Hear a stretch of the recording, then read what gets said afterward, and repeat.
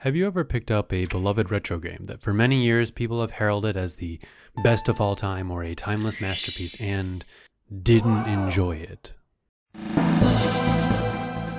It is a strange phenomenon that my slightly younger but not ancient enough to have played an NES self has had to deal with on many occasions. For example, the first time I picked up the #1 best game of all time, The Legend of Zelda: Ocarina of Time, I thought, why is this game so empty? What the hell is this controller? And this game controls like ass. But that's because I had already played games with a DualShock controller. I already knew about the wholly game-changing existence of the double thumbstick, and I had already played games that had came out later with much denser worlds. But that did all happen a while ago, and a more recent example of going back and playing a retro game is when I've gone back and played some survival horror games outside of Luigi's Mansion. Games like Resident Evil 2 Remake have really spawned this new interest in playing these games, but every time I go back to these older survival horror games, I run into this metaphorical wall in the shape of a tank. Like, holy shit, how does anyone find this enjoyable? How do people live like this? Is this entire control scheme's purpose to make you feel like a baby learning their first steps again? Do I need to learn how to drive a tank before playing this? But despite these grievances, I have found a couple things that I would like to share with the internet that have helped me understand and appreciate the ancient games of old. Because while I do mostly focus on playing newer titles, I do find enjoyment going back to the roots of a genre or series and seeing where it all started. So if you would like some help going from a depressed, uncultured beta bitch who only plays quadruple A games for $70 to a Chad retro gamer, I got some advice for you. Though some of this advice would definitely apply to newer games, not just retro. That being said, let's get into it. So first, let's give some old folks an aneurysm. What is a retro game? Now, the first thing that comes to mind is honestly like a 2D game, like on the SNES, but then I also think about the fact that I was 2 years old when Ocarina of Time comes out, so that does kind of make me feel like that game's a little bit more retro. But then the more that I also read things on like Reddit, on people discussing this topic, it starts to feel like the PS3 era is actually what most people would consider a retro game. So anything before that is what we're talking about for this video. So I think the first thing that you need to establish is, why are you playing this game? Is it because you have it in your backlog and other people said, yeah, it's a good game? Because if I'm being honest, that can be a pretty shit reason for starting a game. I know, because I do it all the time. You gotta be at least a little bit excited before sliding into a retro pixelated experience. If you go into a game without much drive and heavy skepticism, you'll taint your first experience. I am now reminded of the last time I truly felt something, when I first got my Nintendo Switch and Legend of Zelda: Breath of the Wild. While it's not a retro game, I was so excited for that day. I savored opening the case and unboxing my Switch for the very first time. I was a 21-year-old with the excitement levels of an 8-year-old on Christmas morning. Now, you might not reach those heights, but you should at least land somewhere in between an 8-year-old opening Ocarina of Time for the very first time in 1998, and I'm playing this because Reddit told me to. But this is something I did fall into when I eventually did play and finally enjoy Ocarina of Time on the 3DS.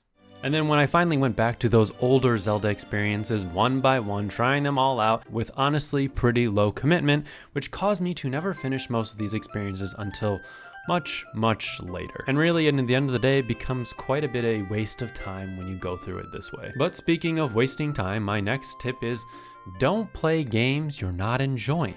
There are going to be some great games that just aren't for you. As a lifelong JRPG fan, I see this a lot when people say things like, oh, you just need to play 10 hours of the game. After that, it gets really good. But the unfortunate truth is sometimes it just doesn't get better for people, and it's not their thing, despite maybe thinking it was. And I know a lot of people in the comments of my videos share a sentiment about pre-Generation 4 Pokemon games, where they just can't get over the lack of physical special split, and I kinda get it if you never grew up with that. And personally, I know when I tried Final Fantasy X for the very first time, I also struggled. I didn't like or understand the battle system, and the sphere grid, in fact, really confused me and frustrated me a lot. And I was on the verge of quitting the game despite really enjoying a lot of other parts of the game, but then something just kind of changed. I started focusing a little bit more on the things I did like and less on the things I didn't like, and I started listening to the characters' banter more. I was taking in the very unique atmosphere of the world, and then all of a sudden I was enjoying it a lot more. Focusing on the positives and not the negatives can really change your experience.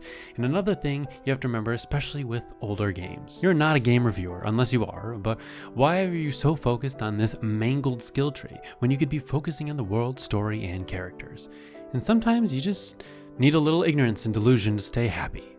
Now, some of these really apply to not only retro games, so let's get back to the very retro game specific tips. And one of the things I think can really help, especially depending on the console you're playing it on, is playing it on the original hardware, or at least getting as close as you can. Now, for some games or genres, it's definitely worse than others, and it's not going to jeopardize your entire experience if you don't shell out hundreds of dollars and spend all that money getting a CRT and a SNES copy of Earthbound to get that OG experience. And I'm sure it's really nice, but having a good controller with a nice D-pad can cover a lot of these 2D console games. However, early 3D games I think are a real shit show. If you're a modern gamer and didn't grow up with an N64 controller, you probably know what I'm talking about. Some games kind of work, but if you tried and don't like a game like GoldenEye, and you never played GoldenEye with a traditional N64 controller, it can make a pretty big difference. Now, I still think the N64 controller is pretty shit, but for a game like this, it does make the experience come together a little bit better. And I know even playing the 3D All-Stars version of Mario 64 just feels a tad strange to me personally. And another offender of this is trying to play DS and 3DS games on one screen. Look, I've done this quite a bit and I've emulated the experiences, but like, hot damn, dude. As someone who had the DS nearly attached to my body when it came out on release, it just doesn't feel right. And emulating this on PC or whatever just kind of kills my experience every single time, and I always gravitate towards the original OG handheld lifestyle. I know this might be a little annoying or harder to figure out if you never owned the OG console because of your age, but it does help, and it does make everything blend together more seamlessly. Another quick, more recent example I had was playing Metal Gear Solid 1.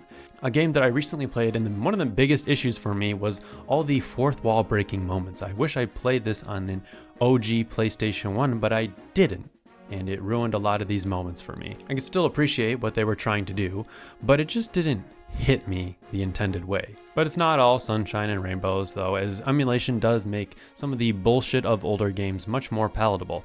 I know I would not have finished a game like Mega Man X without save states. Like, absolutely no way. I'm just complete trash to this game, even though I do love it. In fact, it's really the only Mega Man game I've truly played completely.